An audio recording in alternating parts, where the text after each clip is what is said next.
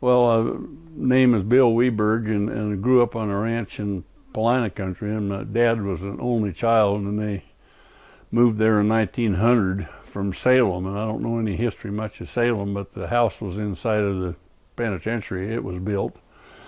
And then they got there in the fall, and the house was full of bed bugs, and the wood was all burned up, so they had to quickly go get wood. And I guess they exterminated the bed bugs, because I never did see one. But anyhow, then later on, he was a single man until the 30s, and Mother came along, and she was a teacher in Klamath Falls. And he had a cow sale that went almost awry, only $4 a pound. And so this guy decided to a friend of his decided to pull a party to kind of alleviate his grief. And Warren Mills was along, and he said, well, I'm going to go on to San Francisco and get more money, and which he did, but instead of 4 cents, he only got 2 cents per pound. This was in the 30s. And anyway, that's how I met my mom, Mary Heenick. And she came from Wisconsin, was a Czechoslovakian family there, and had a couple of sisters whom I met later on. But anyway, then when I came along, why, the main thing was cattle and hay, and all summer long was hay, hay, hay, complete. And started out with horsepower. I've still got one of the old mowers, and then the buck rakes to make the stacks, and got in on all that for many years. That consumed the summer, and then the cattle were tended to in the spring and branded, and then we had a real good permit up in the Ochocos above us. So then in June we moved the cattle up there for the summer, and in various allotments. And but the rest of the time, clear up into late August, was spent haying. Hay, hay, hay. We ran all over the country. And then he bought a farmhand about 1950, I think, to put it up mechanically, which sped it up quite a little bit, but that consumed all the summer, that hay. So after that, then you bring the cattle in and sell the calves and cull out the culls, and then feed the mama cows through the winter, cab them out in the spring, and start over. So it was kind of a continuing cycle always, and it was pretty tough calving because the weather was so lousy up there. The ranch was at 4,862 feet and pretty high, and the weather was bad a lot of the times, clear up into May. Once it broke, it was very nice. It was really pretty country, and lots of feed. We never had a feed problem or hay much either. Once in a while we would have to buy it, but not too often. And so I come along in the early 50s and started school in Ochoco grade school. And Miss Manning, I think she was from Mitchell, and she was a miss when I had her, and then she got married on me, and it took me about the 4th grade to get over that. So anyhow, then Mrs. Davidson was 2nd grade, and Mrs.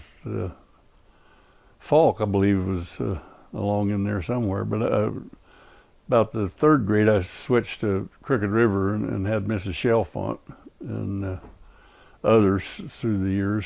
And hit high school then in the 50s, and quite interesting to see what all went on. And the high school was pretty new. I think they built it, and at that time it was new. It was 1953 or so when they started using it, and so it was a nice facility.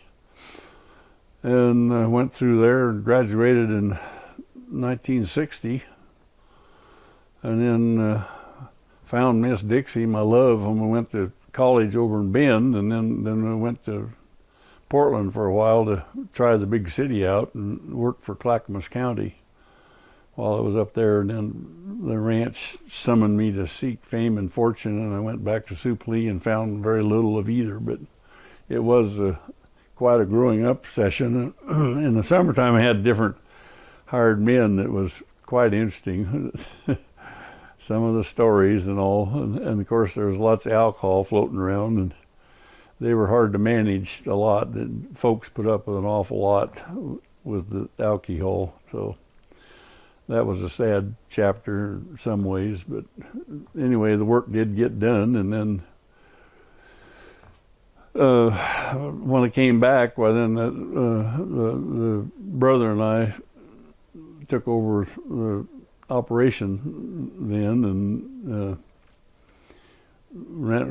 pretty good. Dad passed in the early 70s, and then brother and I ran it from then on. And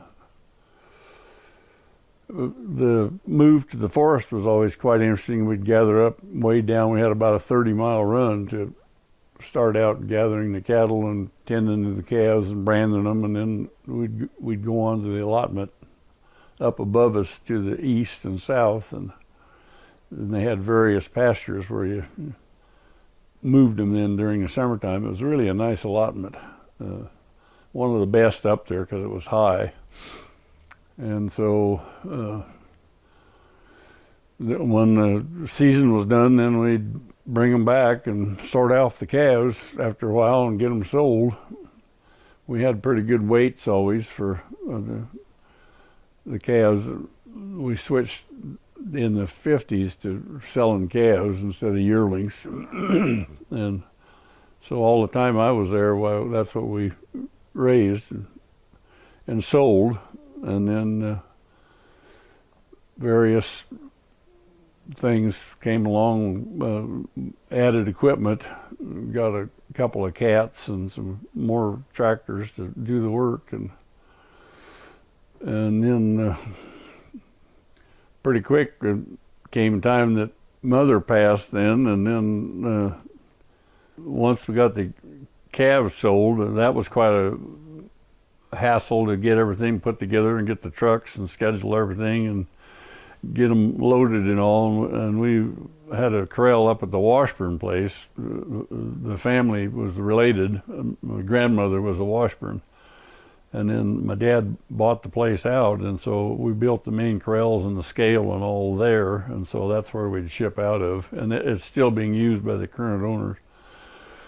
And then sort up the culls and keep the mama cows that were worth keeping, and start in feeding the hay out, because we had an early winter lots of times would set in. And we had an old Scotchman for a neighbor, Robertson, and he truly did come from Scotland, and his brother was there earlier, and we didn't know him too well, but Hugh was something else, and he'd help a lot riding. And then another neighbor was Elva Smith, and they were natives up there, Elva and James Earl and Vera, and his sister Vera had married Hugh, and he was a real helper to all of our riding. We rode an awful lot in the forest and on the private and all over the place, and branded. Brandings were always a social event too, as everybody'd get together and brand various ranches' critters, and then once they were branded, we turned them back out for spring pasture. And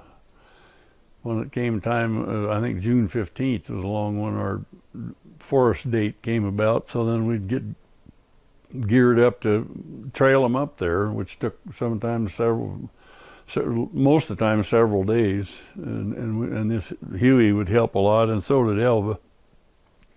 He was a storyteller, and his nickname was Windy, and he could really tell them. So when they had the big murder there in the country, well, he could never get past that. He told and told and retold.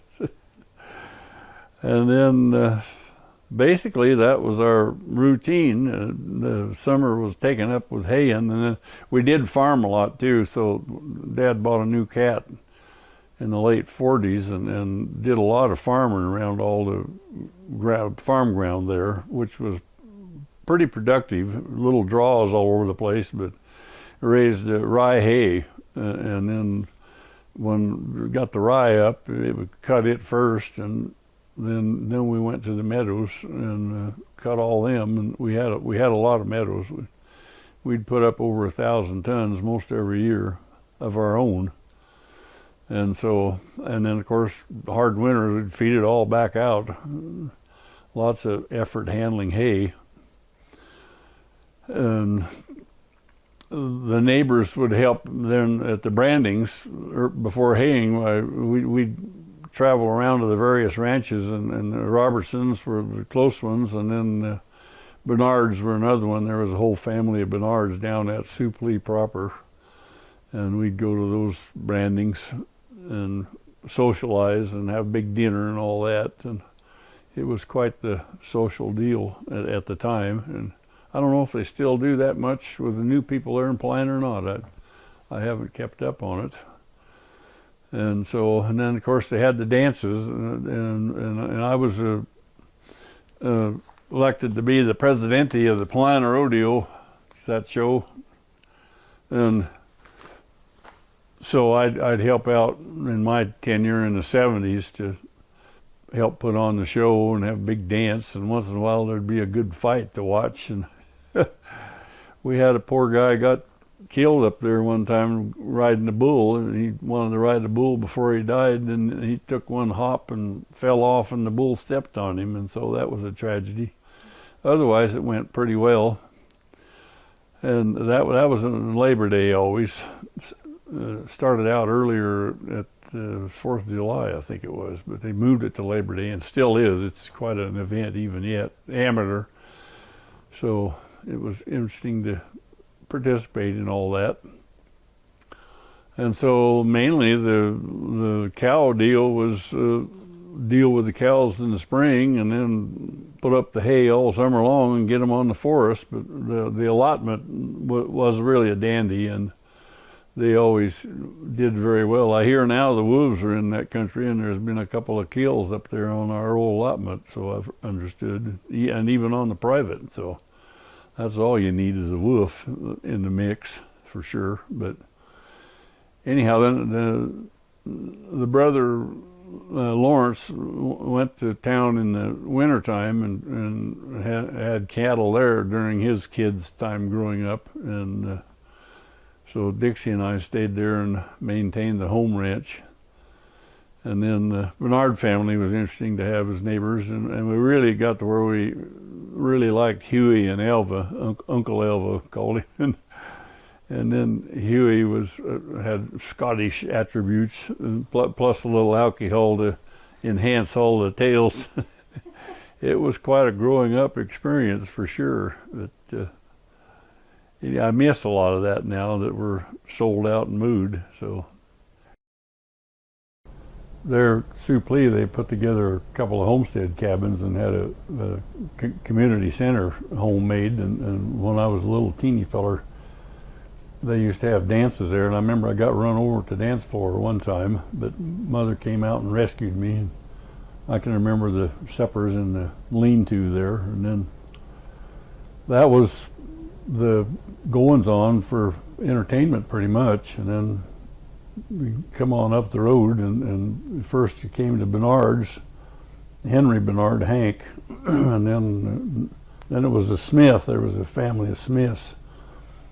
Vera and Elva and James Earl were there in Suplee, and that's where the first schoolhouse was that Dad attended. And last I knew it was still there, but it had rolled over, got tired, and was on its side. But anyhow, then they keep on going south towards the forest, and then you came along to Weberg's, and we were the last homestead before you hit the forest. To the left there, which is still a home site, but the old ranch house that excuse me, I grew up in, they've torn down apparently.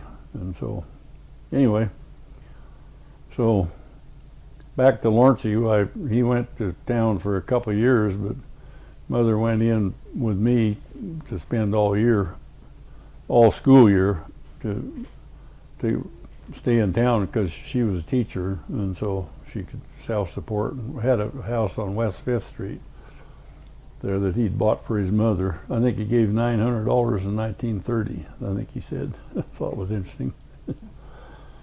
And so anyhow, then when they were taking me home from the old hospital, the roads were terrible, and it was in the spring. I was born in May, and the car got stuck in the alkali down on the Shaw place, and so they had to go get a team somewhere, I guess from Clark's, up towards Suplee. Anyway, I got the yowing for some nourishment, and so Mother made a sagebrush fire and fed me a little bit of milk and shut me up. I don't remember it, I just heard the story. So anyway, and then on to the rancho, and Dad had a lot of hired men come and go. A lot of them, he'd get 10 or 12 new ones in the haying season during the summer. And then we had an old standby, Uncle Reuben Barnard, stayed there for years, and then his sidekick was Shorty Ward, and they were there steady for most of my upbringing in the 50s. And then we'd go back to town. So a lot of stuff in the wintertime I wasn't privy to, but they just fed pretty much. And I can remember having the sleds for the hay wagons instead of wheels with the sleds, and they got around really good. And it was all loose hay, and I participated in some of that. And then when I was in high school, Dad wanted me to learn how to run a team, so he gave me a good old team, Jack and Jake, and I ran a horse buck, which was a sweep rake that would go down the windrow and make wads of hay, and then later on they'd yard those into the stack yard and pile her up loose, which in some areas they still do that. And so anyway, I did a lot of that, and then he bought a baler in the late 40s. He bought a New Holland, close to one of the first models. I think they came out about 1940, and he bought a 48 model with a Wisconsin motor, and then baled up quite a lot of little bales for the barn to have around, which turned out to be handier, and everybody went to bales, but we loose hayed all through the 50s. And was actually, once you got the hang of pitching it out on the wagon, it wasn't any big deal to feed loose hay. You had to watch yourself with a pitchfork to not stab your foot. But otherwise, the cattle, it was basically pretty clean, except for the rye. The grain hay was pretty dirty, yarding it into the stack yard, so you'd get quite a bit of dust with it. But the cattle ate around it apparently, and they survived pretty well. And then we calved in the spring, which was not a good time at that elevation to calve. We had a lot of death loss. It was a sad time, and I got the word I didn't like calving time much. Too much death. But anyway, most of them did live, thank goodness. And then we turned them out west of the main ranch on our own pasture, and then had the brandings along about. We were kind of late. We waited until the kids got home, and so we'd have them kind of Memorial Day and along in there. Other places didn't have kids, why they did them a little earlier, and so some of our calves were pretty big when branding time rolled around. But anyhow, you brand them and wattle them, and wattle is a ID marker, and then a near mark, and then of course the brand. Grandma married a Smith feller after Grandpa Weberg died, and so he had the FS brand, and I've still kept it. It was $250 to switch it, but I ain't got any cattle anymore, but I still got the iron. And so anyhow, it's quite nostalgic, because we put them on a many a calf, left hip. And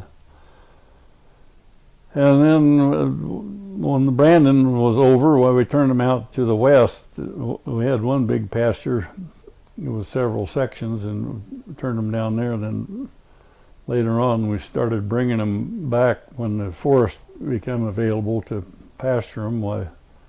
We'd move them up almost 30 miles to the back end of it, and we'd trail them up in various herds. And so did a lot of that as a kid, and it was interesting. And we had a good allotment up around the Allison station there, close to Delintment Lake. The fence was right up against D Lake, as they called it. He was a homesteader, but Dad knew of him, Fred Delintment, but he was long gone when I came along. But Delintment Lake was private property, so that's how it came to be developed, I guess. And then the Forest Service ended up buying it. And that was our allotment all around there. We had 20 some odd thousand acres, I remember. in the allotment. And then they'd run through the summertime and we'd move them around different allotments. They started fencing them off, various ones. First we were with the neighbors, Robertson, and then we went on our own allotment. And so they were up closer to Snow Mountain and we were back towards the ranch. And come fall, we'd start gathering them up, and we had a meadow up there called Round Meadows that Dad had fenced, and we'd park them in there and then move them down to the private. And he ended up, luckily, to buy some property in the middle of the forest from Hudspeth called the Allison Place, and so we had private property in the middle of the forest where we could put them in the fall until it was time, the snow was flying and it was time to come home. And down the road we'd come and start feeding and sell the calves. And so we had good calf crops for the most part, and they did very well on the forest. And so anyhow, that was our source of income when I was a kid. And the old hired hands were kind of funny. A lot of times they liked their alcohol, and Rube would load them up and haul them down to Paulina, and they'd all come back snoggered, and it'd take about a week to get them back in shape to do anything much. So I grew up I had to watch my tongue because I grew up with a lot of cussing, and I had to get lectured to stop cussing myself. That's about all I heard was naughty naughties. And so anyhow, Rube and Shorty were the mainstays when I was in grade school and high school, and then later on, why Shorty went away, and Reuben stayed until he was unable to do anything. He was a very loyal hired hand for sure, just part of the family, and that's what a lot of ranchers did have. An old feller or two that most of them were single, and they'd stay in various places for a long time. Mills was just over the hill, Orrin Mills. We were close to the upper Mills there, and then he left in the late 40s and came to town, and so us and Robertsons were and the Smiths were still there in the Sioux Plee area, and that was the way it was up until we sold almost. We sold in 2008. And everything was basically the same. It was a very interesting grow-up deal, and we'd load up and come back to town, and for September, and Mother would start teaching again most of the time. She did first, second, and fourth that I remember, and she was both at Ochoco and then Crooked River as well. And so anyway, and I was the last hanger-on when my turn come to bail out. Was 1960, and so then I went to college over in Bend for a while. That's where I met my bride, Miss Dixie, was over there. And then we stayed there on the ranch for a long time after we went back. I worked in Clackamas County for a couple of years to raise the kids, start the kids. They were both born in Portland. We got a boy and a girl. And then Lawrence had 3, and so anyway, they've all gone through college and doing okay, which is good. And we do miss the rain. We had a hot springs too that was 108 right out of the ground. And then a homesteader had built a bathhouse, which I have a picture here. And it was the only hot bath in the area for a long time. And I used to use it religiously, and I miss it to this day. But anyway, the old hired hands didn't use it a whole lot, so they'd get a little odoriferous for sure. And then we had some ornery ones and some good ones, and didn't have a killing like back in the 30s. There was that episode where the boyfriend shot the husband, but that was another time. And it wasn't on our place, it was at the neighbors. But we used to come through from 12 Mile. We had a desert patch called 12 Mile. There was 12 sections that we ran on, and we'd come through the Millses and ended up the new people that we would go through the territory and come out and border us. GI Ranch came along, and we'd go through there, but we missed all the shooting. And that was what I remember was the main talk of it. Uncle Alva, that's all he could talk about. He got on the posse to search for the feller when he was on the run, and when they were up in one of the ranches having lunch, well, he came into the barn to replace a shoe on his horse, and they never knew the difference, so he's pretty sneaky. Oh, wow. I thought that was quite a caper.